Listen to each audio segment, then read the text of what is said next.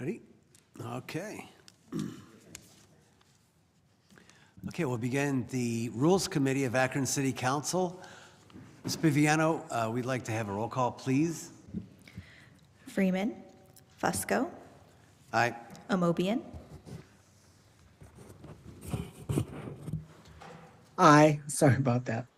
Connor, Aye. and Malik. Aye. All committee members are present except for Councilman Freeman. Councilman Fusco will be chairing today. Okay. Sorry about that, everybody. The regular agenda, as a co-sponsor, really not asking if there's any comments or questions, not asking for a vote today, is that we are receiving some input from the community on this.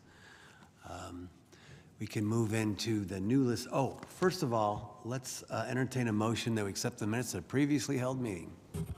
So moved. Thanks. Sounds like a first and a second. All those in favor signify by saying aye. Aye. Against? The ayes have it. Thank you. Hearing none. Again, I recommend time on items 1 and 2. Move into the new list of legislation. Ms. Biviano, we have 2 items, I believe, or no, I'm sorry, 3 items. If you could please read the first one. Mr. Neal. Oh, Mr. Neal, I see your hand is up. Thank you, Mr. Chairman. I just want to know if we have recommendations for amendments to what came in under for the change of council's rules. Do we can we make those suggestions on the floor, or do they have to come through in writing? I'm not sure if I understand the, we're going to take time on 1 and 2. If you have recommendations, I suppose you'd go through the law department for that. I'm not going to ask for a vote today, though. We got quite a few things on our agenda, but I see Director Belfance is here. She could maybe answer your question. Yeah, I think if Councilman Neal wishes to prepare an amendment, is that what I'm hearing? Could be. Sure. I think let us know. Yeah, I'm sorry. I believe there needs to be. I know we're going to discuss those things some of those things, but there's something that's not that's not listed in our rules that I strongly suggest that we add, and that is best governance practice. As council, we spend about $13,500 a year to be a part of the Ohio Municipal League and National League of Cities. They provide best governance training. Every 2 years, the Ohio Municipal League provides that training on best governance practice, policy, and the budget. Since I have been on council, outside of the training that I've sought on my own by going to National League of Cities, we collectively have never taken advantage of that training. I think if we look at our record, council has never had a collective budget training class, never. Never had a collective best governance class. And so I think it'd be good to have in our rules where,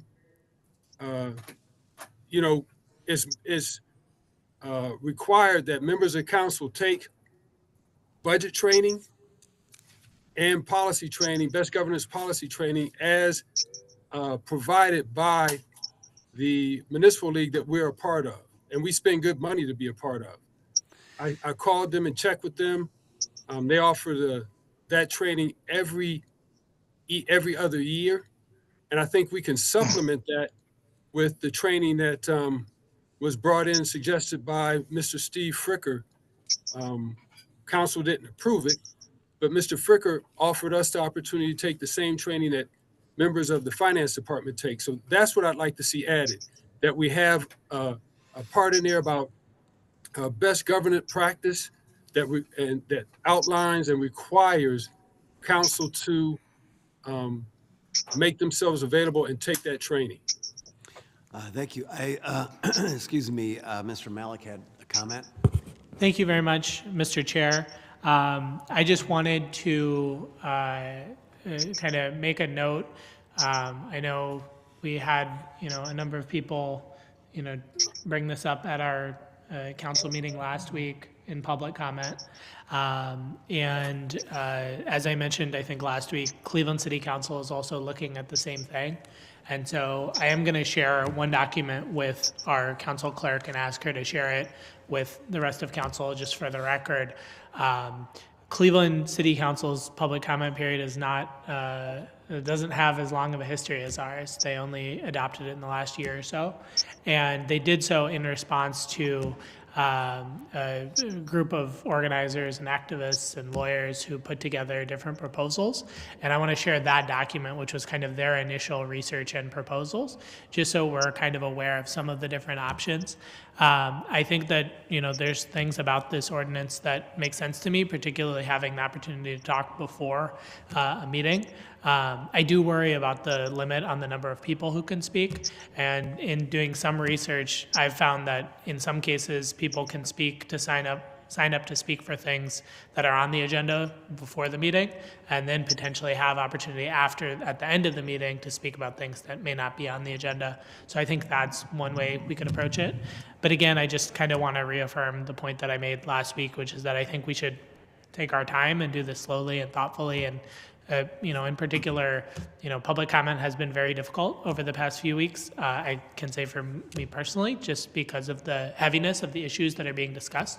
And I don't think that, any changes that we make should be obviously in response to any one particular issue or concern that people have, but obviously should be something that can apply going forward to everyone. Thank you. In response, I recognize you, Mr. Neal, and I'll call upon you next. I think, and I could be corrected on this, but that would be a separate piece of legislation, possibly with regards to your request on the training piece. I'm always, like many of us on council, I know we're lifelong learners here, many of us. I don't want to speak for everyone, though. But it seemed like a budget time, which is about to occur here shortly, hopefully, we could talk about it then, but memorializing within a resolution or ordinance, that would be something we could see coming in. So, but I saw your hand up, Mr. Neal, but so if you have further comments, please by all means. No, I understand where there may be some concern, but I think it's written in the contracts with our police department, our fire department, that certain training is required. We are legislators legislating on issues that, quite frankly, we haven't educated collectively. Like I said, the education that we take under the city, people can pull our records and see where we've gone to take classes to educate ourselves. But collectively, as a legislative body, there needs to be training. There's no way we would put our police out on the street without training. There's no way we would put our fire out on the street without training. But yet we legislate with issues using words like equity. We've never had a collective equity training class to see how that should look in policy. We haven't defined the metrics. The municipal league provides that training. We've never had a budget class. And yet we sit and look at a budget that's just a couple $100 million shy of $1 billion every year. And with the coming challenges that all communities are going to have, but since we live here in Akron, let's be concerned with Akron, concerning balancing budgets and understanding how, when we look at our budget, we can't just look at our budget. We have to understand how do the different taxes that come in, like we always say, well, it's just another $100 to pass a tax for this or for that, be it for schools, be it for the zoo, be it for children's services. But all those things impact our community. Increasing our water bills impacts our community. We think we had problems in the past with people not being able to afford their rents. What do you think is going to happen now that property taxes have gone up and we have some of the extra taxes that are going up? Those are all things that are going to be passed. So not only do we have to understand how to look at the city's budget, but we have to understand how the the taxes and things that are coming in are impacting our constituents. And you learn that when you take these courses, these classes. Been on council 14 years. All the education I got regarding the budget, I had to go out and seek through the Municipal League and through National League of Cities. We have never, as a body, taken those courses.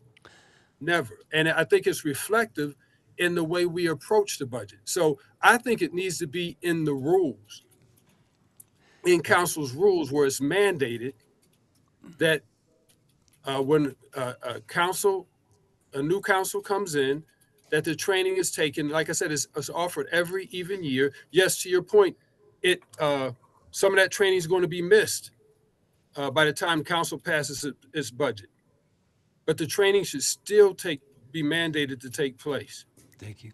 No, thank you for that. And again, I think a way forward would simply be, like legislatively or with the budget coming up, ensuring that budget numbers are in there. Always look at that. I see President Somerville, her hand is up. Thank you so much, Mr. Chair. I also just want to say we have been trying to schedule equity training for all of council. We have sent many emails out to schedule that for November 30th and have heard back from very few. So we do try to make sure that training is available for those who wish to take advantage of that. Thank you. Thank you. But beefing up that, I see Mr. Fricker is here, so beefing up the education budget, I think should be duly noted. Thank you. Understood. Thank you, thank you, thank you. Okay, with that, let's go ahead and move into the new lists of legislation. Ms. Biviano, if you could please read in the first one, thank you. Item 0 is a resolution celebrating November as Native American Heritage Month, recognizing the rich local history of Native Americans in the Akron area, honoring the contributions of Native people to our community, and declaring an emergency. Yes, thank you. Any comments, Mr. Malik? Yes, thank you, Mr. Chair. I just wanted to bring in this resolution while we are still in the month of November, because since 1990, November has been noted at the federal level as Native American Heritage Month. And so I thought this was an important way of marking and honoring Akron's Native American history, which obviously, as we know, has many facets, including many different nations that have been a part of the Akron area and lived and called the Akron area home, as well as the history that we have surrounding the Portage Path that we mark around Native American First Peoples Day in September, and so the beginning of October, and so just wanted to pass this resolution kind of as a reflection of that. Thank you. Thank you for bringing this in. Yep. Any questions or comments from anyone? Okay, hearing none. Oh, I see Mr. Neal's hand up. Mr. Neal? Thank you, Mr. Chair. Appreciate any time we can acknowledge part of our community, but I wanted to, again, bring to council's remembrance. We had healthy discussion around Indigenous Peoples Day, and council had, at that time, it was 4 years ago, made a commitment to, I believe it was to make the month of September a day when we celebrated the diversity within our community, cultural diversity, because now we have, instead of Columbus Day, Italian Heritage Day. I think the first day in October may be First Peoples Day. But as a way to, in a way, support this legislation that's coming in, we were supposed to do something in September. I know you and President Somerville led that charge, but we never did anything. Where does that stand, and how can that support this resolution that's coming in? Thank you for bringing that forward. That question, yes, we did, but I think COVID kind of sidelined everything. We were hoping it would be something akin to the possibly the Neighbors Day concept. Excuse me. But we've had a few meetings, and speaking of continuing education, I went through a course with some fellow Akron City employees and some folks from the private sector and from the public sector in terms of diversity was what was the main topic. And one of the outcomes is that we have been working on that for next year possibly. And what that's going to look like, how we would put it together, making it more meaningful, set some short and long-term goals, making it not just one day. I think it would have to be perhaps 4 weeks, maybe 8 weeks, something like that. Did we talk about this? A little bit. Yeah. But it's, I think in order to make it meaningful and we have to take our time and really think it through in terms of how we go about it. But we've began meeting and having discussions about it. I know Mayor-elect and I have had a brief conversation referencing that, but we do fully intend on 2024, hopefully that's going to be our time to begin to think how we're, and actually do it in the fall, which seems to be an appropriate time. So, but thanks for bringing that up. Okay, with that, is there a recommendation on item number 1 for suspension of the rules? So moved. Is there a second? I'll second. Second. Item number 1, suspension of the rules with a favorable report. All those in favor signify by saying aye. Aye. Aye. Against? The ayes have it. Very good. Item OA.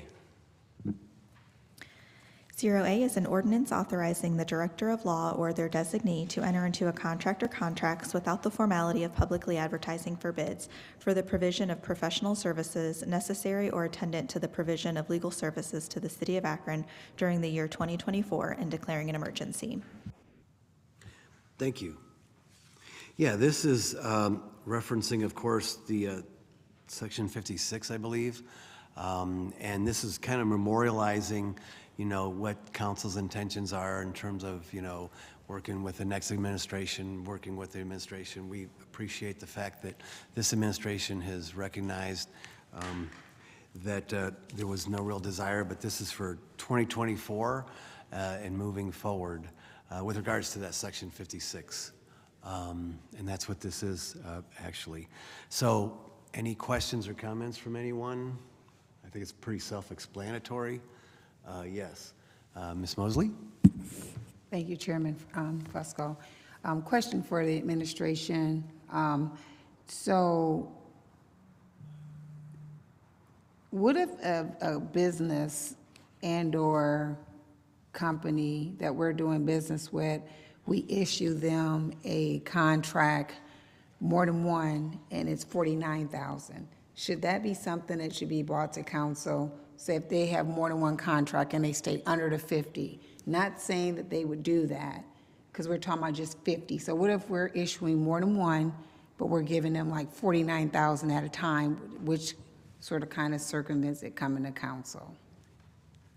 So I guess I would say, as long as the services provided under the contract are different than, and we have structured our contract so that we are not taking essentially the same thing and doing it in multiple contracts to get around the $50,000 threshold. So, all I can say is that we're not doing that. If it's separate matters or separate services, we often have, as we talked about during the budget hearings, the bulk of these professional service contracts really are engineering design contracts. So we'll often have, one firm that's working on multiple projects at the same time. So we will have, potentially 3 different contracts with them. Yeah, and in some cases, those could be smaller, less than $50,000, but we have individual contracts. So to the extent that those are greater than $50,000, we would bring those individually to council. I get that. I'm a little more clear on my part, probably. Say we have Joe Snow, and he has 3 separate contracts with the city. One is over 50 and comes to council, but then the other 2 are under 50.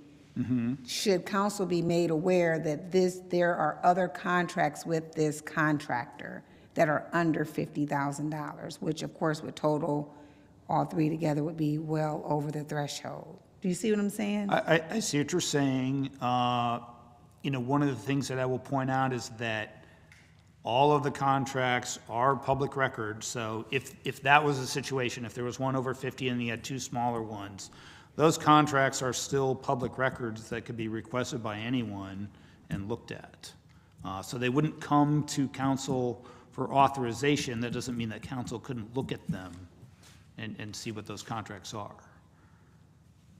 Okay, so maybe on the front end of that, if a contract does come to council, it seems like it would do everyone a good service if it was to be stated that they have multiple contracts with the city, instead of a council member having to feel like they need to dig to do a I got you moment. You see, like they have other contracts and it being stated up front, this is a contract for 60,000, but we do have other contracts that are under the 50,000 threshold, just so council would know ahead of time. Okay. Just a thought, just. Okay, understood. Okay, thank you.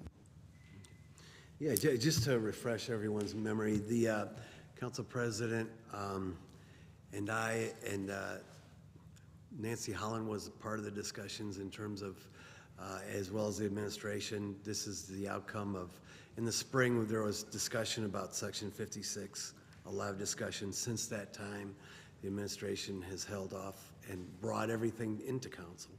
And so that was at the forefront in the spring. And so now, this is kind of like the result of that. That's what this ordinance is for, as well as the next one, which is referencing the, or do I have them backwards? I have them backwards, yeah. This one here is, thank you. This one here is referencing the law department, which is also an outcome of that and discussions that we've had with the law department. And perhaps the law director would like to comment on that. I don't know if you'd like to comment on that now. We have two people with their hands up. It's up to you. Yeah, if it's okay with the two with the hands up, if you don't mind, we'll let we'll have the law director, Belfance, let us know what 008 Right. is. So- And then I jumped ahead to Yeah, I 0B. thought that you might be referencing They're the city kind council's of resolution, so, together. yeah, which is I think reflecting, everybody understands. Yeah, This is the work that we've done. right. So, yeah, reflecting the discussion, there was the considerable discussion in the spring concerning taking a look at Section 56, and council dug into that over these past months, and also a non-city council member from time to time was looking at that as well and engaged in conversation with the city council.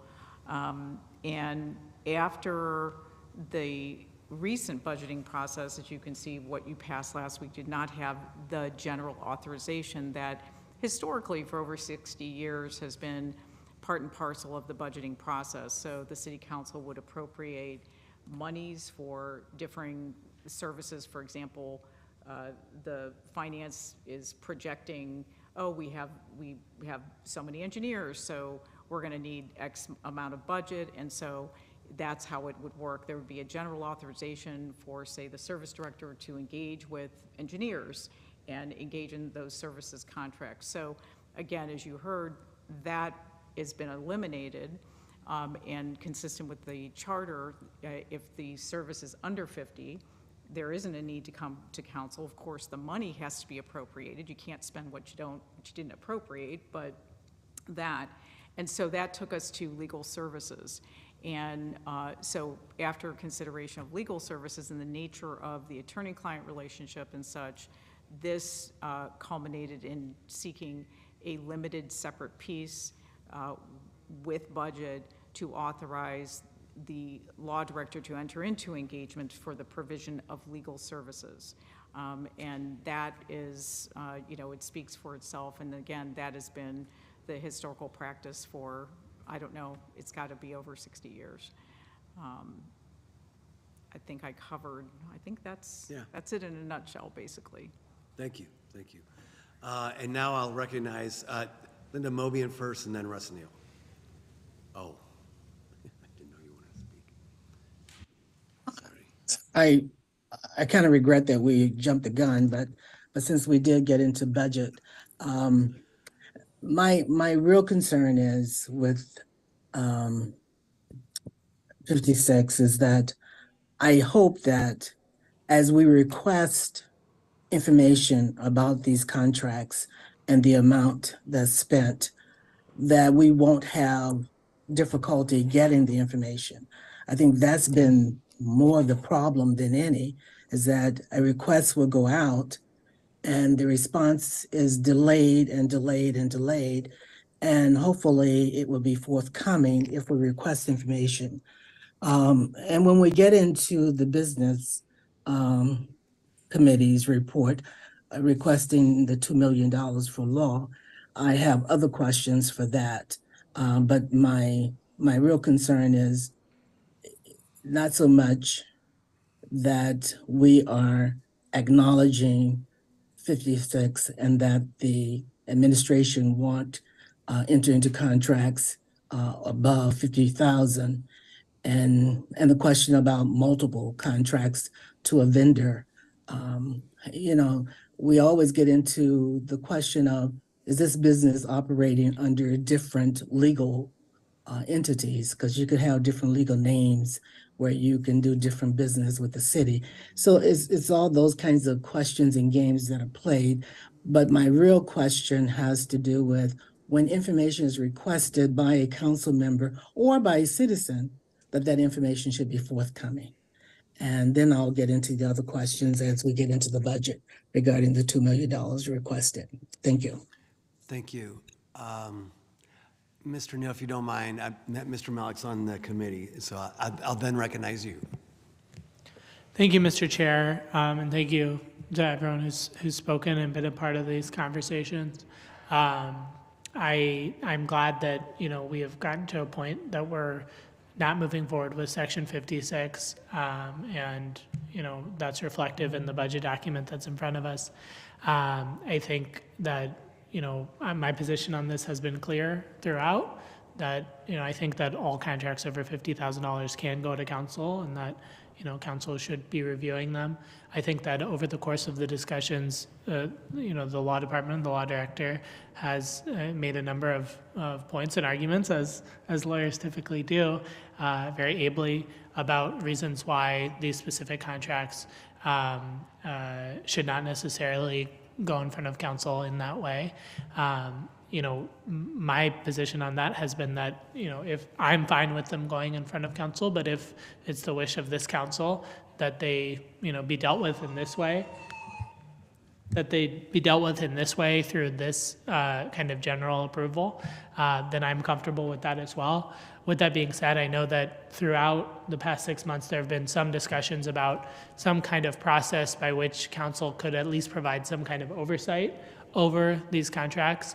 And I do think that if we're passing, this kind of carve-out legislation, that we as council should include some language about how that would occur. So would it be a quarterly report to the Budget and Finance Committee? Would it be whatever it's going to be? I think that should be reflected in whatever passes here. So I appreciate all the work that has gone into this, and I think that we have dealt with this issue in a way that I think has reflected the concern that I've heard from citizens and from this council, and hopefully we have a way of going forward that is workable. Thank you. And I was at the top, I should have mentioned that, we're hoping to take time to give council an opportunity to look it over and not make a motion today in favor or against or anything, just to kind of table the item, give us some time to look it over and move from there. Mr. Neal, did you have something you wanted to add, or are you good? Yeah, yes, sir. And I may be mixing the two, so I'll start with the one, and then you can let me know if I need to wait on the other piece. One, I just want to say I understand where Councilwoman Mosley is coming from, and I support that suggestion. The council, the administration needs to strengthen the trust with our constituents. And there's no better way than engaging them in the process as much as possible and being transparent. The technology, the legislative technology is there where they could follow legislation from the beginning. back when we were looking at, man, this is 10 years back. And we were looking at the different Granicus and the one that we have now, Highland or whatever it's called. There was legislative tiers where the law department would have access to legislation, council, and our constituents, so they could follow it through the process and comment.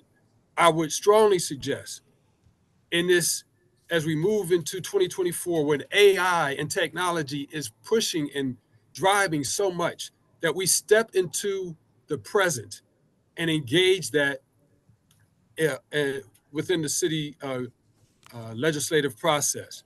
Also, the questions about Section 56 and being able to follow who's doing business with the city and how much they're being paid, that's having the budget online. It's a tool that council would be able to follow what's going on, our constituents. Again, stepping into the present. The tools, there was a time when this council, the administration, the finance department took a real serious dive, and everybody said, well, we'll just wait till we could put it in the budget, wait till we put it in the budget. We all know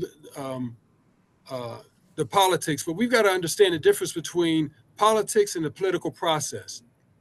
Politics has crippled this council, it's crippled work out in the community. We have independent audits. The one most notable is University Park Alliance, where they said it was the politics that killed that project. We can't allow politics to get in the way of council doing and providing the best service to our constituents. So I would suggest, going back to council being trained, that we look at the legislative tools that are out there to put our policy out where constituents can follow that, and putting the budget online, a tool that will help council do its job, as well as make it better for us to engage our constituents and track in concert, in unison with the administration, what's taking place. Thank you. I see Nancy Holland. Thank you, Mr. Chairman. And I will apologize in advance for my weird voice. I'd like to thank those who worked on the difficult question of Section 56.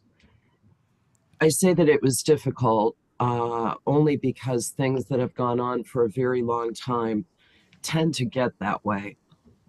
I don't think that in the main, many of us, maybe even any of us, had a serious disagreement about what needed to happen. When we addressed Section 56 for the first time in half a century, in the last budget cycle, I believe that there was pretty solid agreement that our city charter should be the guidepost for how we address expenditures over $50,000. I'm not going to belabor that. I think we got to the right place. I do want to join what Mayor-elect Councilman Malik had to say about the value of considering a process by which, rather than simply issuing a blanket permission for the engagement of legal professional services for a whole budget year or a lengthy period, that what we should entertain is the idea of a periodic reporting system. I do understand, and I believe this council does too, that legal professional services involve work and also involve matters that are perhaps outside the normal and customary idea of how government operates. There is, of necessity, and because of the nature of the services, there is the need for some matters to be handled differently. And it sounds like I'm beating around the bush, and I'm going to attribute that to the cold medicine. But what I'm getting at here is that I do believe that it is in the best interest of the city of Akron, its law department, and it is also good fiduciary stewardship for us to recognize that law department contracts are different. But I also think it is responsible to consider a system by which council still receives periodic, specific understanding of what's being spent and how in a general way. Thanks. Thank you. Thank you for your comments. Tara Mosley? Thank you, Councilman Fusco. I think I jumped the gun and went straight to OB in the beginning. I apologize for that. Just echoing what Councilman Malik stated as it relates to the legal services. I think some kind of quarterly report to council would probably be a good thing for them so they can know what's going on, especially if it's a contract that's going out to someone over $100,000. I think them just having that notice will help with a lot of the questions and requests for contracts along the way. So I agree with Councilman Malik as well that at some point there should probably be some kind of quarterly reporting. Thank you. Thank you. I would just ask that we all consider the sensitivity of some situations, and I think everybody understands that as well. I see Director Belfance. Yeah, I agree that there are a lot of ways to move forward given a new paradigm of a no Section 56. And one, certainly just echoing what Councilman Fusco said, was, you could have a monthly, you could have a small ad hoc group to explore a monthly meeting of where do we stand, where's the budget on this, what matters do we have pending. You could do it that way. You could have a quarterly sit down. So there's a lot of ways, I think, to get at more detailed information and see how that goes. And it's really the city council's prerogative to say, we've lived under this for 6 months or 3 months or what have you. We're going to tweak now. Actually, we think we should do something a little different. That's always the prerogative of council to alter its legislation. So it's a beginning, is what I'm saying. Thank you. Thank you for your comments. Again, I'd like to request that we take time on this and that we, Mr. Neal. Thank you, Mr. Chair. And again, this is where I thought I may be mixing the two, but since we're back on this is a $2 million for the law department. Is that correct? Yes, that's fine. Okay. Here's my question. One, is that in line with what and forgive me for not being able to recall this, is that in line with what we usually appropriate for outside legal counsel? And then, well, let me ask that question first, and then I have two more questions. Mr. Fricker? Is that in line with? Yeah, so the answer is yes. Now, it can vary somewhat year to year, depending on, if we know that we have, some pending matters that, have larger contracts with them. Sometimes we will budget specifically for those. Sometimes these, come about throughout the course of the year that, we don't know about it when we budgeted, but, now you have a legal matter that you have to deal with, and the law department chooses to retain counsel because they think that's the best course of action. Mm-hmm. So, but the $2 million figure is, I would say, a pretty standard figure that should be more than what we actually spend this year. But we figured that was kind of a conservative number that we would use for the uniform counsel report for this piece of legislation. Thank you. Mr. Neal? My other two questions are this. One, I know there's always been talk amongst council having its own legal counsel. Don't know if something like this would cover that. And then number two, I think it's going to be important for the council to have an understanding of the pending lawsuits facing the city and the expected expense of those, will those be handled in-house, or will outside counsel be sought for those? Because I mean, just being real, I think we all know that there are several cases that are of the magnitude that they're going to be much greater than anything that the city has faced in the past. And will this, if this is a standard amount that the city sets aside, will this be enough to cover that? Yeah, in terms of, we are, I don't know if President Somerville's online or not, but we have been discussing in earnest legal, I believe she's here. President Somerville, there's kind of a question about legal representation for city council to assist. Did you want to field that one, or did you want Yeah, I me to? mean, we can briefly talk a little bit about it. Thank you, Mr. Chair. So council has been talking about for quite some time hiring legal counsel specifically to help counsel with legislative and policy issues. And so we have created a position which I do believe will be coming before council for approval. Okay. The second question, Mr. Neal, what was that again?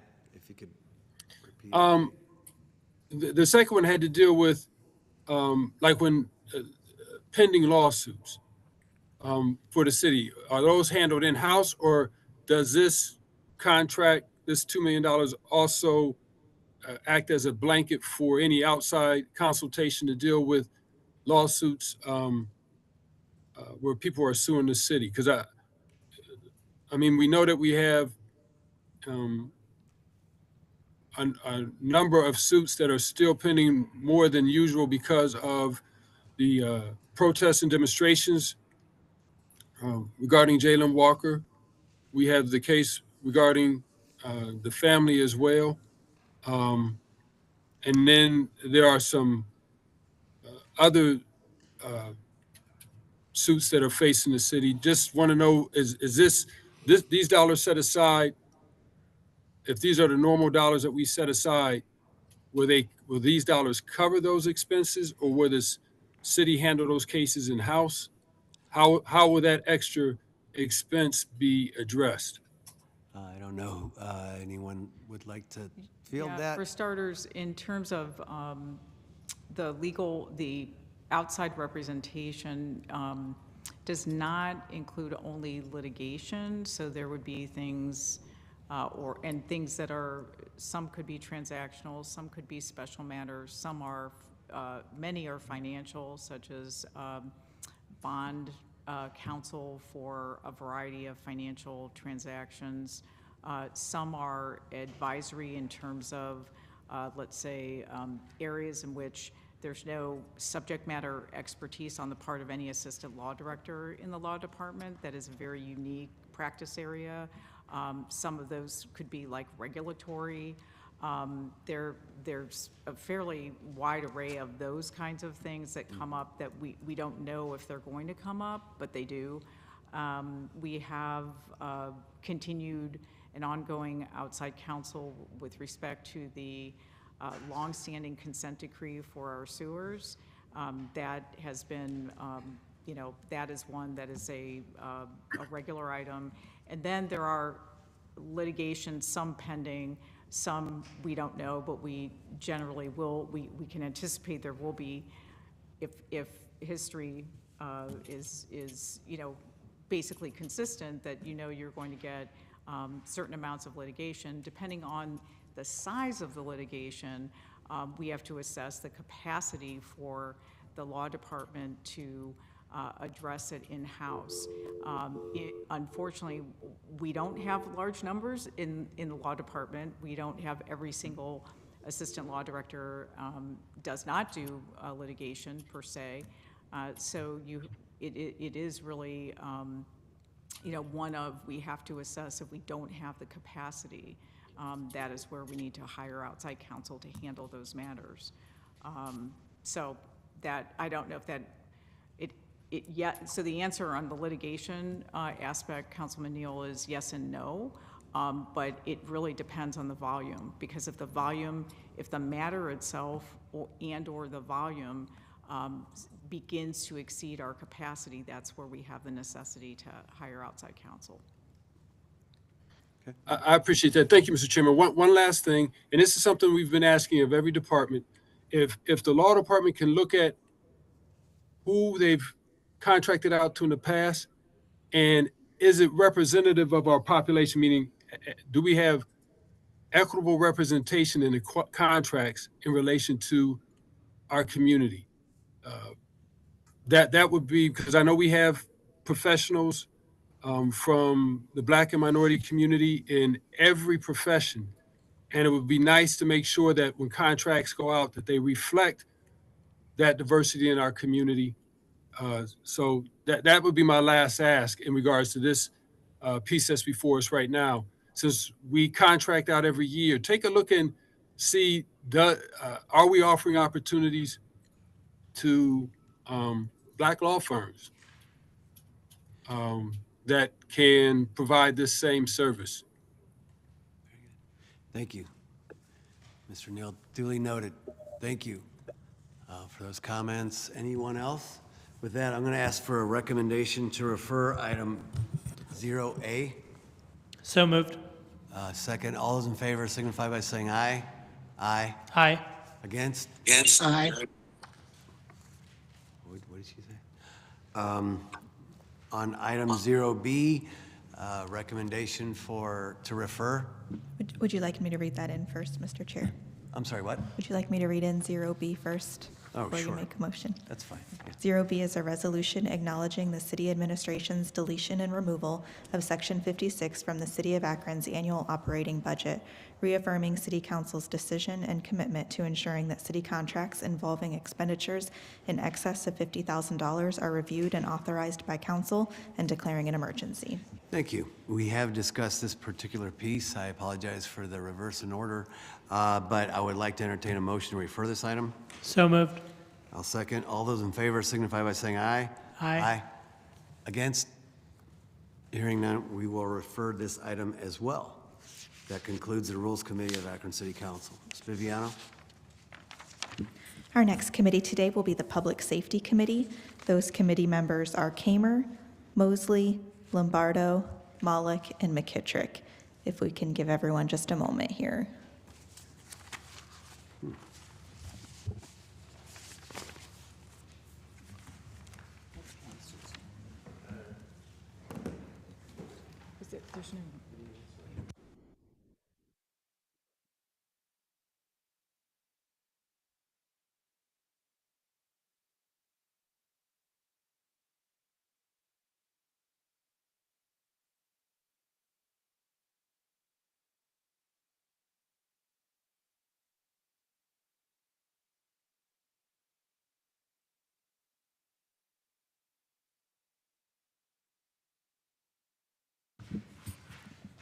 Okay, we do have all committee members present whenever you're ready, Mr. Chair. Thank you, Sarah. Yeah, I'd like to call the public safety meeting to order, please. All members are present, and we did hold a meeting last week. Can I get approval of those minutes, please? So moved. Second. Thank you. All in favor of the minutes? Aye. Aye. Anybody opposed? All right, thanks. We're going to continue time on one piece, but I would like to see if we could try to move forward and hopefully maybe place the item on consent agenda for the ordinance legislation we brought in last week about traffic code. Councilman Freeman, I do believe he's not with us again today. He's the primary sponsor on this, but obviously last week we did have our service director, Chris Lutto, go over a lot of things. Not sure if we have any other questions or comments. If we do, we can discuss them. If not, hopefully we can move forward at least with this piece. So any questions or comments? Chairman, Any I'll make the motion for suspension of rules with a favorable report. All right, thank you. So moved. All right, Second. all in favor? Sorry. Second. All in favor? Aye. Aye. Aye. Anybody opposed? All right, thank you. That's all we have really. So I appreciate it. Nothing else come before us. We're adjourned. Our next committee today is the Health and Social Services Committee. Those committee members are Amobian, Freeman, Baylor, Neal, and Holland.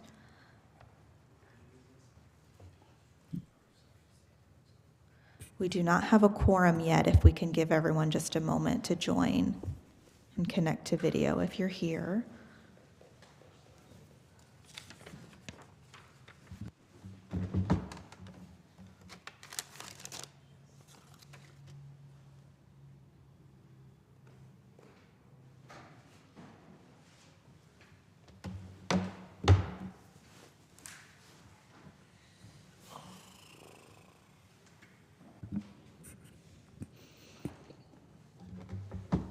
Okay, we do have a quorum, Madam Chair. We have council members Amobian, Neal, and Holland present with us, and Councilman Freeman and Councilwoman Baylor absent. Whenever you're ready, Madam Chair. Okay, thank you very much. We're calling the Health and Social Services Committee to order.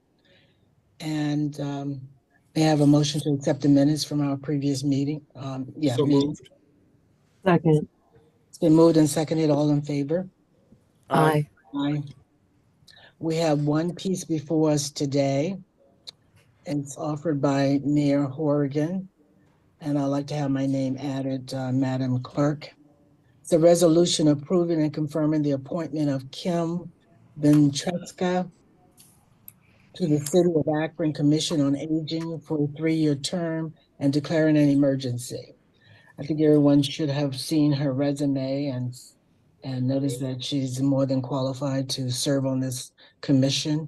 And I'm not sure if she's in the audience or not, but if she is, please have her go to the mic. I'm not sure. Is she present? Councilwoman, this is Gert Wilms. Kim is actually online on part of the Zoom with everybody. Okay. Would you like to, I don't know, Gert, did you have something you wanted to say beforehand? Just briefly, again, everybody that serves on this commission, it is a very active commission with everything Akron's doing with Age Friendly, with the Better Business Bureau to get businesses to be age friendly. It is a little odd setup. It does require the mayor to appoint 13 members to the board, 5 of which are older adults, 60 or older, that live in the city of Akron. The remaining members we draw from agencies involved in the planning or delivery of services for older adults. So Kim has recently taken over as the CEO of Vantage Aging. The prior CEO served on this board, and Kim will be replacing the member of Vantage Aging that has since left. So Kim, any comments, questions, or anything you'd like for Akron City Council? Thank you. Thank you. I just want to say first, thank you so much for this opportunity. I'm really looking forward to it. Really excited to be the new leader at Vantage, and I'm excited to meet you all and get a chance to work with all of the other commission members.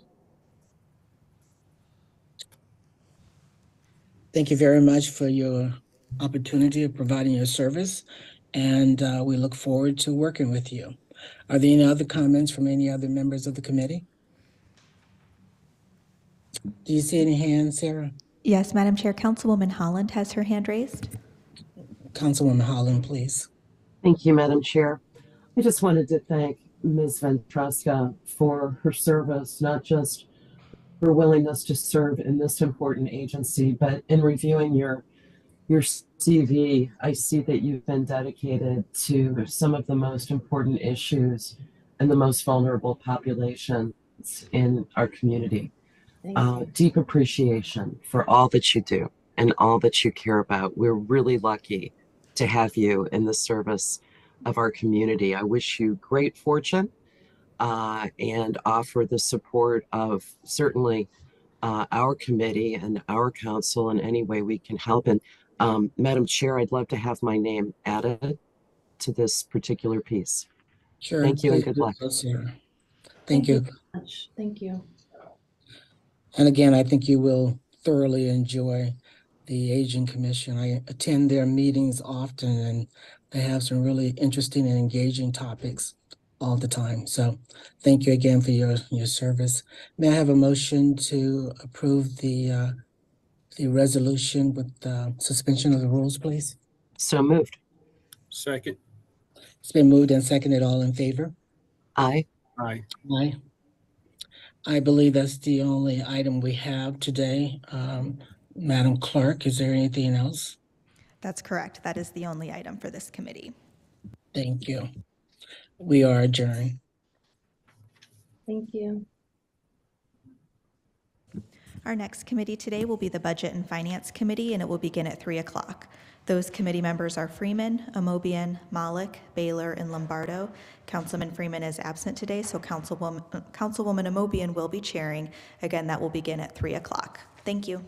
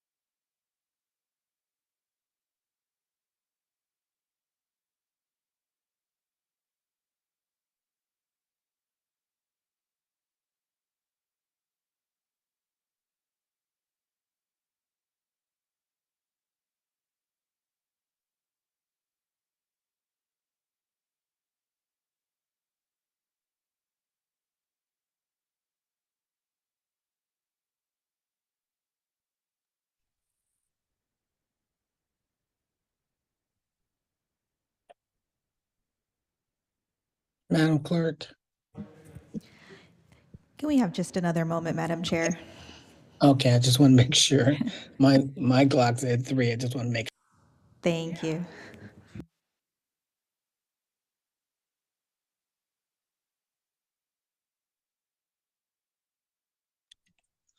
I thought do we have one piece or 2 pieces?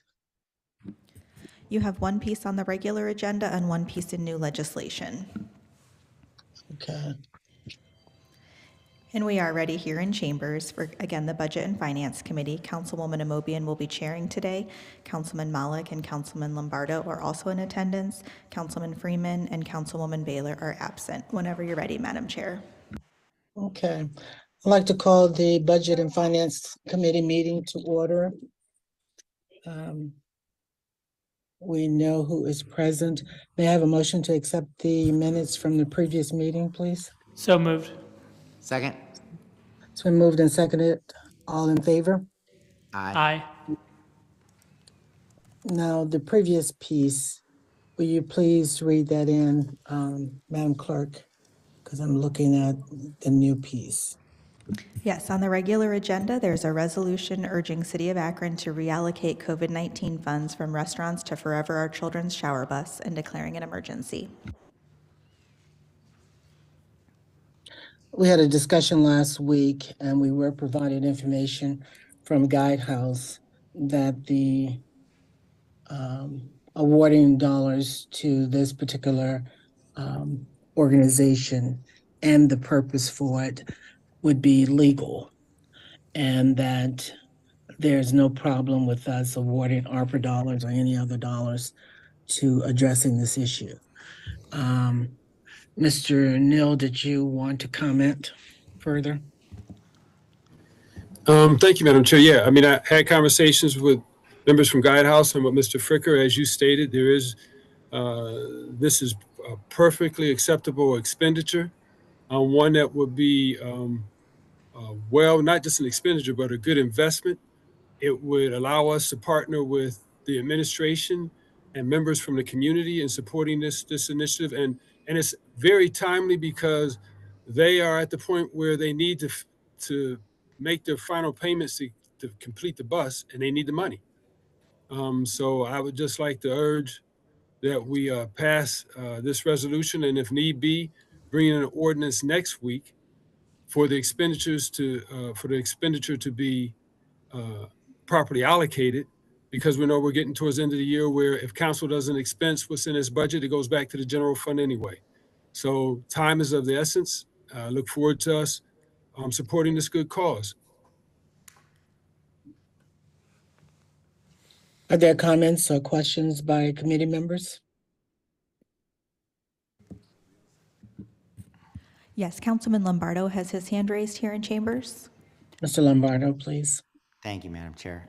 Just refresh my memory. The last time the shower bus committee was here, what was allocated to them? I thought we voted on some funds for them. I don't think we voted on funds. I think we all thought it was a very worthwhile program and that we approved that. We didn't approve the funding yet. They are requesting $100,000 and we were looking for places to go after the dollars. And that's why we got the information from Guidehouse telling us that it was something that we could do. It was within our ability to use ARPA dollars in particular. And I think Madam President indicated that there were $172,000 left over from the money that was set aside for restaurants that had not been used. Right. So there was a question asked as to whether we could use those dollars. That's the last I recall. If anyone recalls anything differently, please speak. I just thought that they were looking for 100,000. They like had 32, and we were going to find like the 68 for them to bring them to the 100,000. That's what I recalled, but could be wrong. Just looking for correction on that. Did I see your hand, Mr. Fusca? Yes. Please go ahead. Thank you very much, Madam Chair. From what I understand, and it's not verified, but just that I had heard that they just recently had a fundraiser in which they raised $40,000. And also wanted to mention as well a couple of other things that I think is important. And that is that President Somerville had mentioned that we were targeting these funds for ring cameras in the 10 wards of the city of Akron, and that these funds do qualify through ARPA. I'm not sure what COVID-19 funds are, but the ARPA funds do qualify for a citywide program for a ring for each ward in the city of Akron. And I understand, and I voted for the resolution that came in before. I believe 100% of council did, that we are all in support of helping and assisting. The administration is providing a lot of water, sewer, parking space. I don't know what the number is on that support that the administration has provided, but I believe this council also is in favor of it. But these particular funds, I believe that we ought to utilize those for the, just as a recommendation, we should use those funds for the ring cameras. Right now, public safety is one of the most urgent sense of urgency throughout our community that we've heard time and time again, and that that's where I would recommend, these funds go. Again, not speaking against the actual shower bus itself, but I think, having a conversation with them, finding out exactly what the need is, and with budget season about to occur here in terms of capital, I think that would be an ideal capital budget item that we could discuss whenever we find out a good number for how much it is that they would need. But again, I just feel that public safety and the ring camera citywide would be a good expenditure of those particular funds. And from what I understand, that would be about $172,000 citywide for all residents out there to be able to have the ability to possibly get a ring camera. Mr. Fusco, I understand all of the in-kind services that the city has agreed to offer for our children, but I think they are still in need of some dollars to help them with finishing the bus and the services they want to offer the homeless population. Gotcha. I don't know if we can put if we could categorize one group over another. Violence is a problem, but homelessness is also equally concerning. So I think I see Mr. Neal's hand, but I don't know if there are any other committee members. Well, if I could just, Ms. Moby, if you don't mind, this legislation here, this resolution is asking for $100,000. Yes, I know that, For the Mr. record. Yeah, that's pretty clear. Go ahead, Mr. Neal. I see Ms. Mosley has her hand up, and Ms. Connor has her hand up. Since I've spoken, I'll wait for them, and then I'll speak after them if it pleases the chair.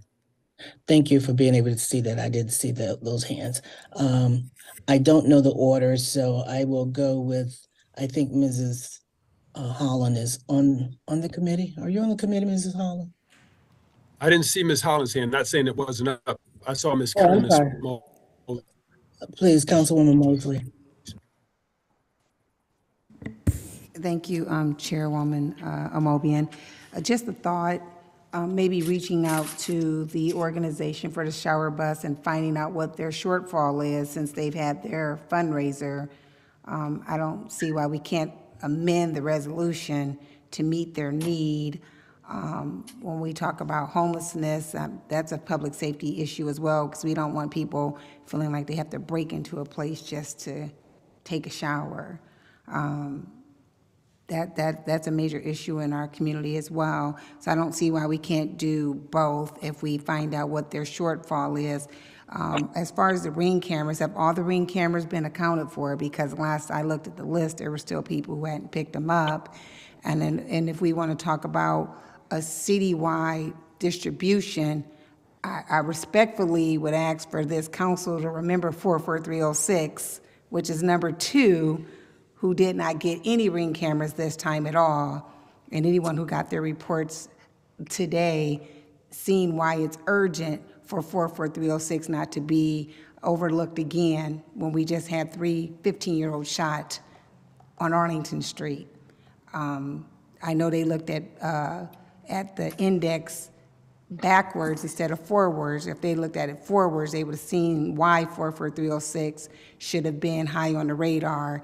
And if they look at when the Ring cameras were distributed up till today, they'll see just how many shootings we've had within that footprint. So I appreciate discussing citywide, but I hope that we look at this index as we begin to distribute Ring cameras again.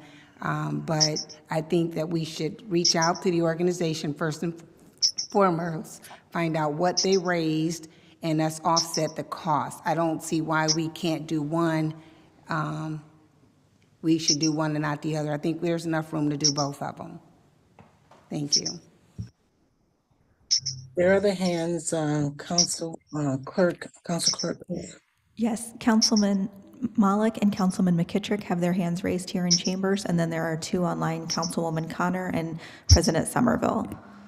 Okay, let me go to Councilman Malik. Thank you, Madam Chair. Councilman McKittrick had his hand raised first, though, so I will defer to him if that's all right.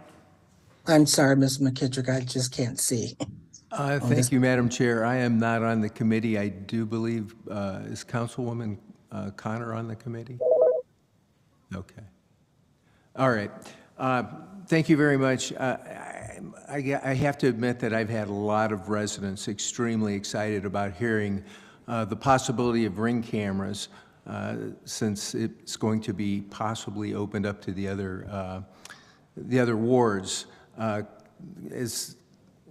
As we heard about 44306 area or zip code, that's actually part of my ward as well. And a lot of those folks as well are extremely excited about the possibility of this. Over the weekend, we had several issues within the ward, and some of the residents did have their own Ring cameras, and there was a lot of it, spurred a lot of comments about how other folks were wishing they'd be able to get them as well, because they were in the same area but could not record what was happening over the weekend. Thank you very much. Thank you, Ms. McKittrick. Let me go to Councilwoman Connor. I'm going to echo the thoughts of, thank you, Madam Chair. I would like to echo the thoughts of both Councilwoman Mosley and Councilman McKittrick. I received numerous calls when the Ring camera pilot was put out of residents who really wanted one in 44305, 44306. The need is great when we talk about aging in place. Safety and security for our seniors is high on that list. I mean, they don't even want to open the door to a mailman without knowing who it is. So I think there's room for common ground for both, and we could revisit the shower bus and find out what their new need may be and look at that number and maybe adjust it so that both parties could be served.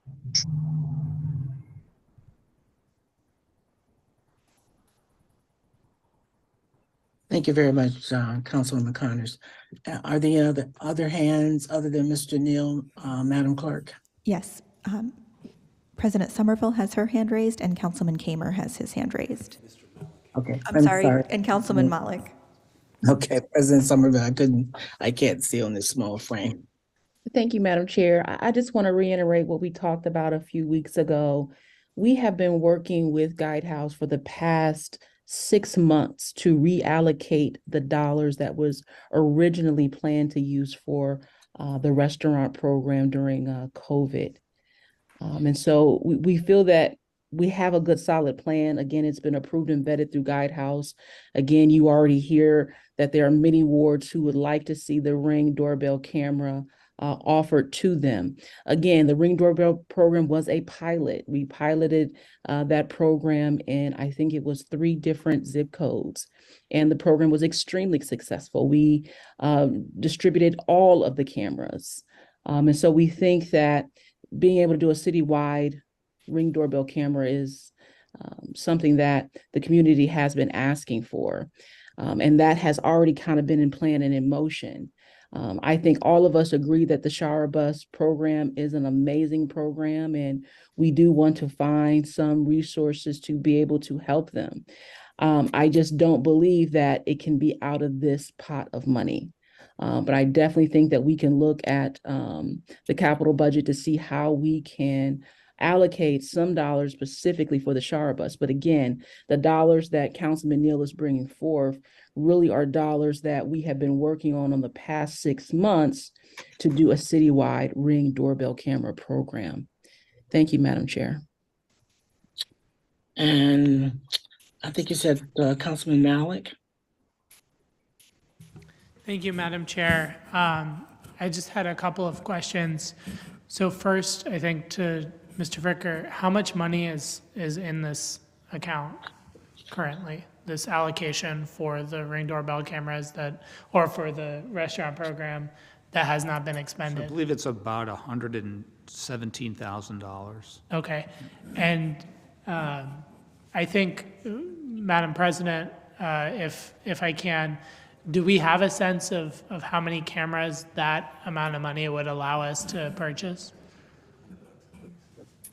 Yes, I do have that information. I can pull it up for you, okay? Okay. I guess in the meantime, if I can, I also had a question for Mr. Neal. Sorry for all the barrage of questions. But, I definitely think that Forever Our Children and the Shower Bus is a worthy cause, and I hope that we can support it. I have throughout the process been a little bit concerned about the amount of money. $100,000 is a significant amount of money. So I was pulling up the 3-year financial forecast that they have, and their total budget, as I look at it, is about $750,000. And I don't see like $100,000 line item for City of Akron or otherwise sponsorship in that 3-year forecast. And so I guess this is a question I had with the previous resolution, but I still have with this resolution.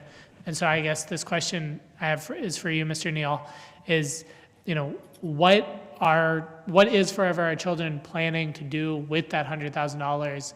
Is it offsetting a current expense that they have, or is it that they're proposing to do additional work with that $100,000? Because as I look in the 3-year financial forecast, I'm kind of unclear as to where that money is going, and it's about like 30% of their proposed budget for the year. So do you have some information on that? Yeah.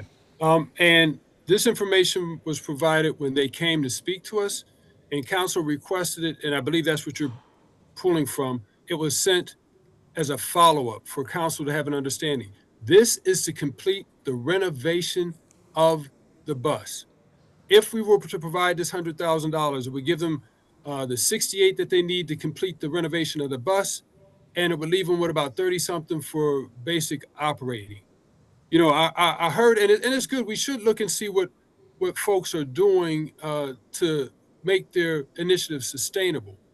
But I have never been on this council where we said, we're going to pull from an organization because they've raised so much money.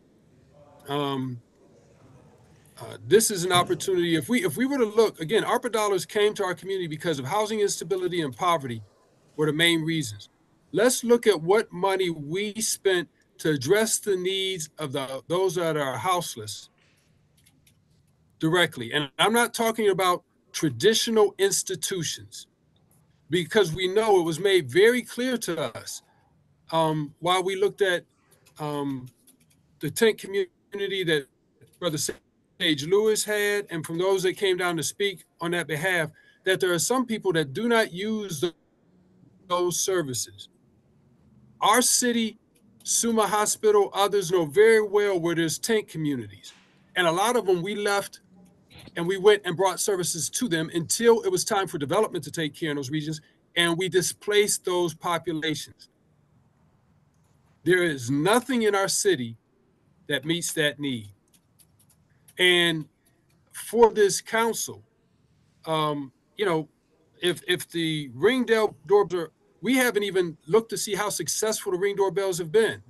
How have they been used?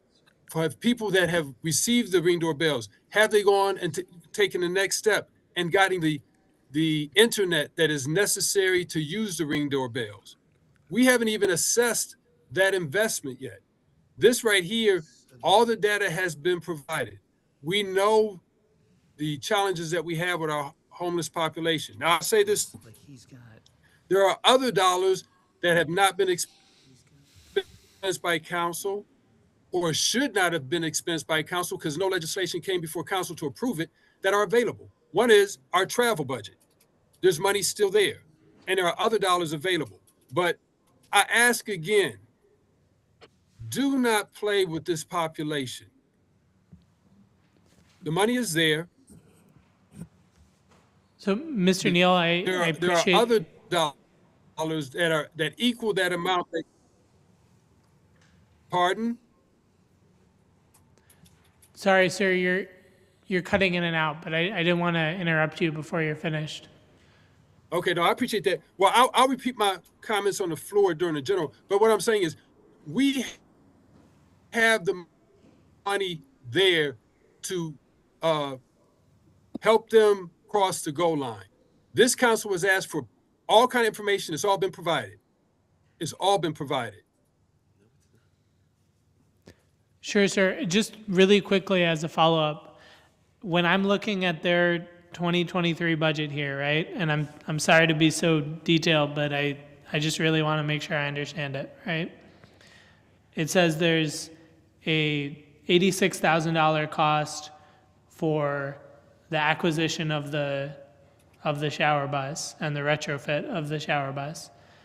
And then under revenue, it appears to all be paid for, but there's $90,000 for grants. Is the city of Akron contribution under grants, or are those grants they already have?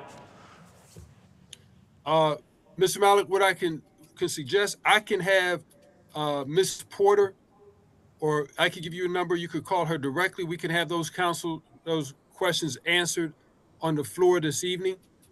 But this needs to come before council for a vote.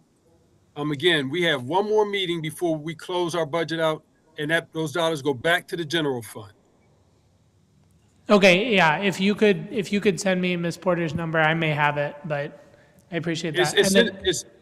It's all in the email that was sent, but I will text it to you so that you don't have to dig through the information.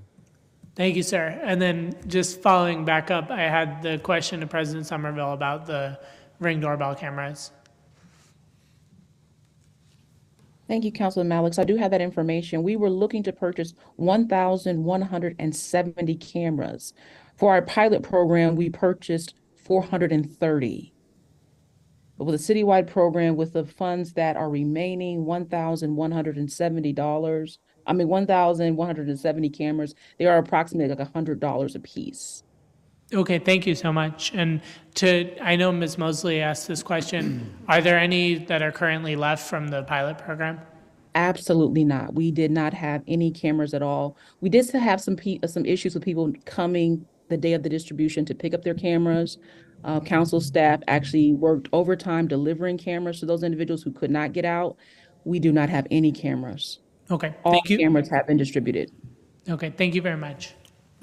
And real quick, just to correct something I said 117 is actually about 172 is the remaining amount. Are there any other? That's another thing, yes. So the money, this is ARPA money. It does not revert to the general fund. These are ARPA dollars. They have to be spent out of the ARPA fund. So these dollars would be part of the ARPA allocation that needs to be spent before the end of 2026. They would not revert to the general fund. Okay. Are there other hands, Madam Clerk? Yes, Councilman Kamer has his hand raised. Mr. Kamer, please. Thank you, Madam Chair. I just wanted to, I don't need to say much, but that's already been said, but I share 44306 with several of my colleagues. And I know when we had the program before for the Ring doorbell cameras, 3, 4, and 6 wards. I had overwhelmingly a lot of phone calls. Actually, 9 of the calls, I'm looking at my list of all the names of folks that called me. 9 of those calls did come from 44306 area code or zip code. I also don't want to forget about 44301, the rest of Ward 7. So I'm definitely in favor of allocating these funds for Ring doorbell cameras. Obviously, we all know crime is an issue in our city, and youth violence. And I definitely would love to see City Council bring this Ring doorbell camera citywide and use these funds for that. So thank you, Madam Chair. Okay. Any other hands, Madam Clerk? There are none here in chambers, but Councilman Neal has his hand raised online. Mr. Neal? Thank you, Madam Chair. Appreciate the discussion. I would like for this so that we can make an informed decision. One, if we can get a report on what has been the success of the Ring doorbell cameras. How many of them, now that people have received them, have been installed, and what type of data has been collected from them? Not saying that that's not an expense, but I have to be honest, I find it with all the pleading and begging for us to do something about violence in our community, that it comes down to making a decision at the expense of the houseless population in our city. There was no urgency until now. So I would like for us to get that information.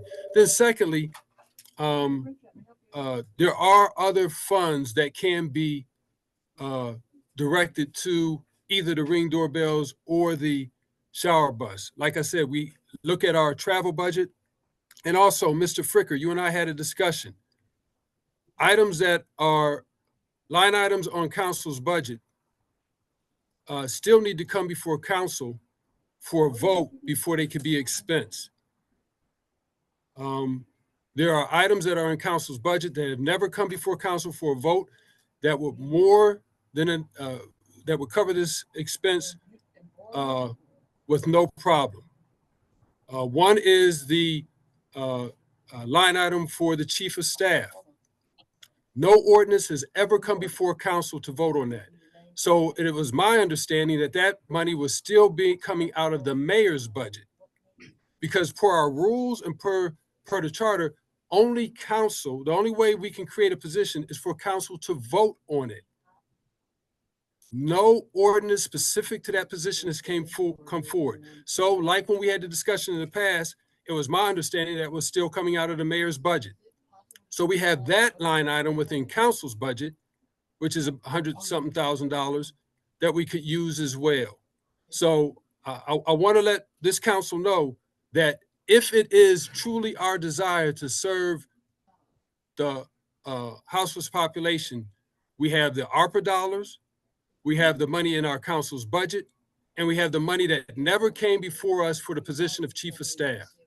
There's more than enough money to fund this initiative. Are there any other hands, Madam Clerk? Yes, Councilwoman Mosley and Councilman Malik have their hands raised. Okay, Councilwoman Mosley? Thank you. Just again, briefly, if we could, you know, we have a community that is in dire need, not just on safety, but just pure necessities while they're out. Many living in tents and not having a place to even bathe. If we could just reach out to that organization and find out how much is left that they would need to complete the bus, I think that's what we need to do. If the funds are there, they're there. I think we should just check with them first before us just taking a hard line saying, no, we're not going to assist. They already get water from the city. Let's reach out to them. Maybe they've raised more money than we think they have, and maybe they only need 30 grand. I mean, it doesn't hurt to pick up a phone and call and check first. Thank you. Mr. Malik? Thank you, Madam Chair. I agree with Councilwoman Mosley, but I had one more question. I know Mr. Neal mentioned otherwise in council's budget, and I guess just for Mr. Fricker, you may not have it in front of you, but are there uncommitted funds or in the travel budget So or anywhere else? The travel budget has been largely spent for 2023. Okay, how much money is remaining? I don't have that exact figure. I think we typically budget $45,000 and it's largely been expended. I'll get you that number here in a second. Okay, but there isn't a large unexpended pot of money that you would suggest allocating this to? There is not. Okay, thank you. Are there any other hands? Yes, President Somerville has her hand raised, and then Madam- Councilman Fusco. Madam President. Thank you so much. And again, I want to say this, council voted unanimously to support the shower bus. Again, we're talking about not being able to take it from this particular line item because of the work that council has put in creating a citywide Ring doorbell camera program. But there is a commitment to fund the shower bus. Again, it's just all about finding where we can get those funds. I just wish a conversation would have been had prior to this piece coming in. Thank you. Mr. Fusco? Yes, thank you, Madam Chair. Just to reiterate again, I think everybody here on council, we're committed to helping and to assisting with regards to the shower bus and their mission. We are doing that. We've done that. And I believe, though, that with the capital budget that's coming in, this will be a priority. We haven't seen it yet. But I know from talking to President Somerville and from my colleagues here on council, I believe that the administration's already provided a gas card possibly for these folks.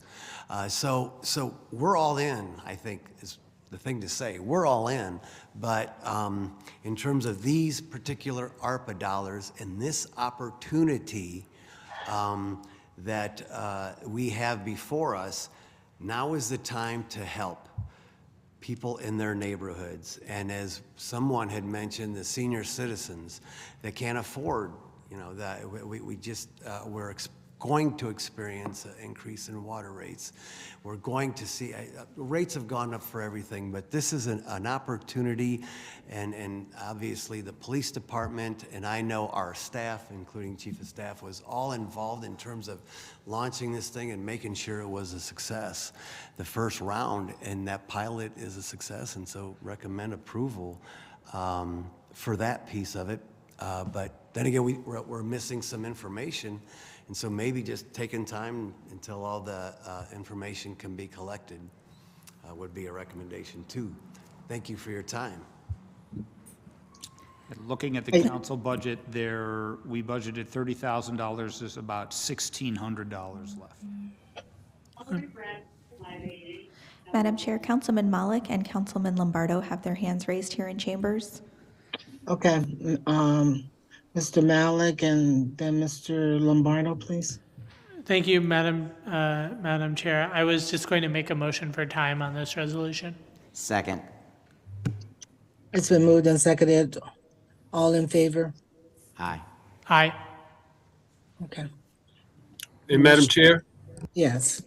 I understand the motion is passed, but I just want council to understand this shower bus, the issue of the shower bus, has been trying to come before this council since the spring, February. This is not a last minute throw in. And then it came before us in September. So this has been before us. Like I said, there is more than enough money in council's budget to cover this expense. And I wish I could have confidence in saying that we'll pass it, but this is the same conversation that came up when it came to, and go back and look at all the tapes about putting the budget online. Well, we'll put it in next year's capital budget. We'll put it in next year's capital budget. When it came to dealing with youth violence, the same thing. Money had been raised for gun buybacks and for other initiatives for council. This council never moved. So I hear the words, but they ring hollow, because that's what's always said when this council doesn't want to move. This should have nothing to do with anyone on council except for being able to serve a population that needs to be served. Point blank. And I'd like to see the travel budget and how we expense that money, so council can know, because that's one of the challenges with council as well. Money is expense; it never comes before council. There's no budgetary oversight by council of council's funds. But I've already told you, if we don't take the money out of here, then take it out of the money we set aside for the chief of staff, because that legislation never came before council. So that means the money's still coming out of the mayor's budget. Because if it's coming out of council's budget without an ordinance, we're in violation of our rules and our charter. And I know we wouldn't do that. So that money is still in our budget, and that could be allocated to fund the shower bus. So I look forward to us being able to pull this legislation and bring it before council on the floor. If Mr. Fricker can give us information on the other funding sources that have been noted. And again, the request of knowing what their funds are, I sent you the text of Mrs. Porter's number. If anybody else wants to talk to Ms. Porter directly, I'll have that information. But the information asked about the shower bus and their funding and their expenses was sent over 2 months ago. And then it was resent a month ago. So now the only thing left is for this council to make a decision. Thank you, Mr. Neal. We have a motion. All in favor?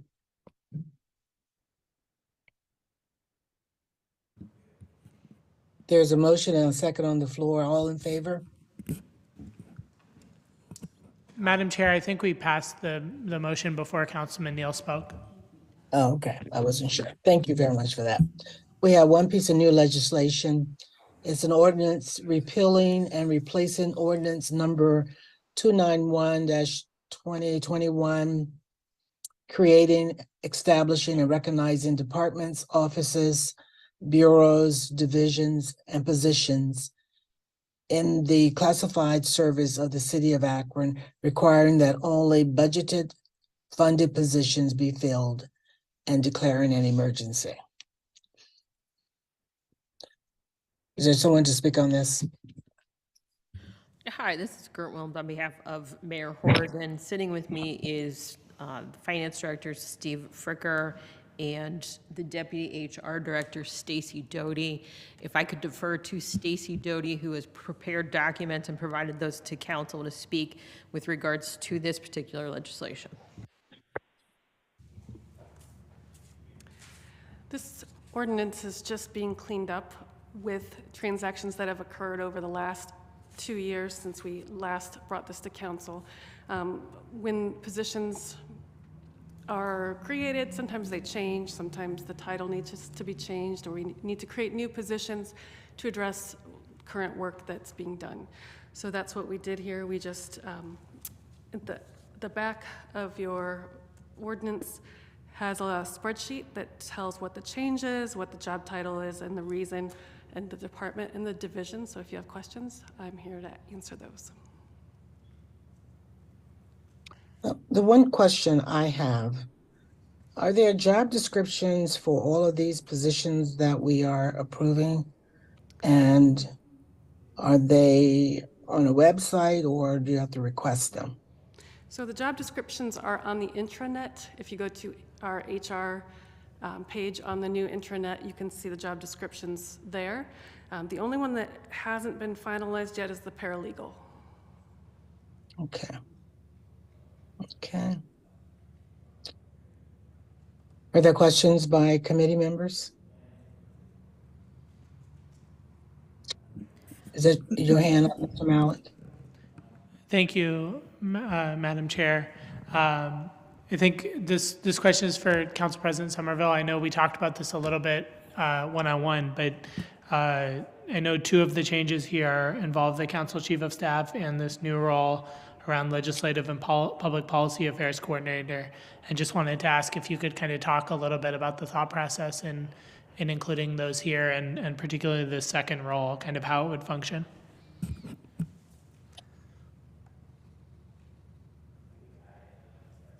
Thank you, Councilman Malik. I'm so sorry. So yes, you'll see underneath Office of Council Administration, the law advising that we kind of talked about earlier. And we've given that title the Legislative and Public Policy Affairs Coordinator. We find it really important, particularly over the last couple of years, as council has continued to create its own agenda and beginning to do a lot more programming, that council should have someone that can help us through legislative and policy issues and concerns. And so that's what you see there. I do believe that we're still kind of working through a job description that we will be able to provide to all of council. But we wanted to make sure that we just had this line item in here because, again, we've been talking for quite some time about having some legal advising for council. Are we talking about legal matters or are we talking about legislative? Because I know we've been talking about legislative aids, at least I have for years. Have we thought about legislative aids versus a position where you need legal counsel? We could potentially look at legal aids too, but we were really looking at an individual who was a lawyer, right, who could advise council on legislative and policy issues. To be on staff? Correct. What are we talking about in terms of salary for that position? I think right now we have budgeted, and Mr. Fricker, you can correct me. I think we've got what, $80,000 in that role right now. Yeah, and you know, that was a placeholder because obviously I think probably a little bit of research needs to be done into the position, and once the job specs are written, I think we could kind of finalize that number. So, you know, the number we have right now is strictly preliminary, and I think is subject to once we ultimately define the specifications for that job. So are we talking about 80,000 to cover salary and benefits, or just for salary? No, that would just be the salary. Yeah, the benefits would be in line with the rest of all of the full-time city employees. So obviously they would have health care and pay into OPERS and Medicare and all of the other ancillary things that go with the salary. So is that how you generally budget? You don't budget the entire cost of an employee? No, we do. We do. That's just, you know, what. So what would it be? What are we talking about? So typically, it would probably be an additional roughly $40,000 on top of that. The medical benefits package is $20,600. And then, you know, then they're paying 14% of their gross earnings into, or the city's paying 14% of gross earnings into OPERS, and then it's 1.45% for Medicare. We typically could do a workers' comp charge. So all those other things add on to what the total cost of that employee is. So you estimate this position could be 120,000? Yeah, it would be more than that. I mean, it would exceed $100,000 all in. Okay. Are there other questions? Councilwoman Mosley, I see your hand. Thank you, Councilwoman Amobian. So when you established a position, I heard Council President said that you guys are still creating a job description. How do you put a placeholder for a position without a job description? And I'm just trying to follow along here. I mean, so, you know, we have not submitted, obviously, the final budget for 2024 yet. So, you know, I was brought into some conversations at this position, and that was just, I threw out a number. You know, okay. I don't want to put too much stock in that. It was just a kind of a placeholder number. I don't know what that should be. I'm not in HR. I think that's something that in consultation with HR, we would ultimately get a number. So that was just kind of a quick answer in terms of what that job would be. Okay. Yeah. Do we need to pass this today, Mr. Fricker? No, we do not. Okay, because I like for us to take time. If you could, if someone could, I think it would be better for Mr. Fricker or his staff to do it. As you look at all these changes that are being proposed, could you tell us what the dollar amount that we are saving with the positions that are being removed? What are we doing with when you add all these other positions? And then a separate category of the established positions. What are we talking about in terms of dollars? So, And even though they are proposed, just you can put an asterisk or something just saying that this is the proposed amount versus the final amount. So we'll know something about the figures we're talking about. so I don't think that would be a hard number to come up with, because all we're doing here is we're listing authorized positions, not necessarily the counts and not necessarily if and when they will be filled. So, that number is, you could speculate based on, the timing of some of these would be filled, but I think that would be a hard number to calculate. This is really just a listing of authorized positions. It's not really a budgetary ordinance. I understand what you're saying, but it falls under budget and finance. At some point, we're going to have to allocate dollars to whatever we're doing here. And you have this slide here with all these changes that are being recommended for us to think about, even though we're going to take time on this. If you could give us some kind of dollar amount that we are either removing, adding, or thinking about establishing, that certainly would be helpful. Well, so one thing I will say is that, just like we did last year, when we present the 2024 budget, we always provide a listing for each department of all of the budgeted positions. So you will see a count when we present the 2024 budget of, every position, both, this ordinance covers strictly the positions that are considered classified positions, which are the civil service positions, as well as all the appointed positions. So those will all be disclosed as part of the 2024 budget and along with the count of those positions. I do understand that, Mr. Fricker. That will come later. But I'm asking for specific information for this slide that you have presented to us. And I'm not really sure why that would be so challenging to do. I think I see your hand, Mr. Malik. Thank you, Madam Chair. I think if I can, my understanding of what Mr. Fricker is saying is that these are types of jobs or types of roles that the city is now authorized to create and hire, but it is not saying we are hiring these specific roles.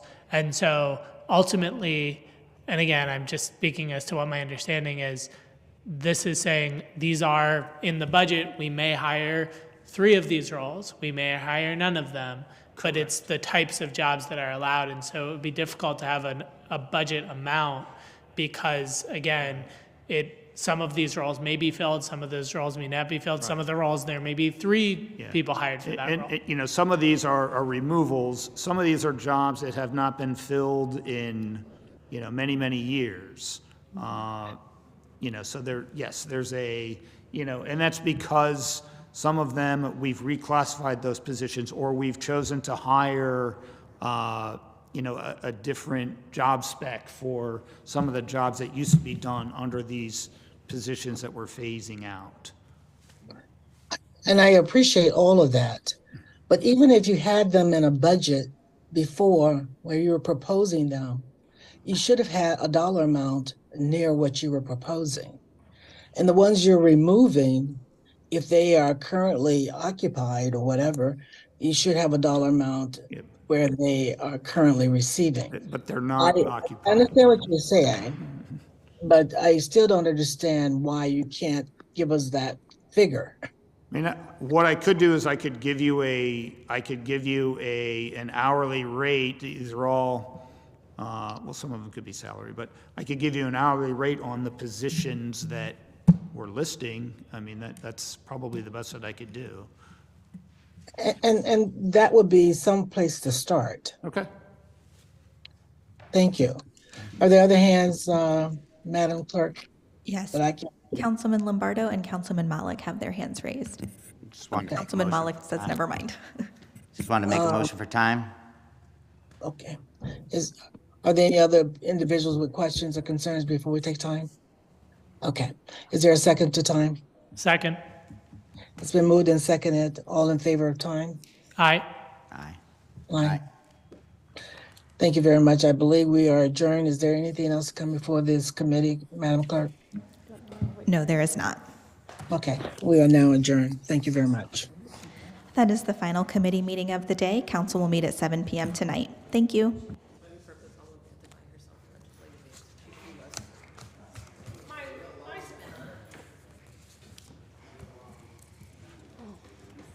You an email.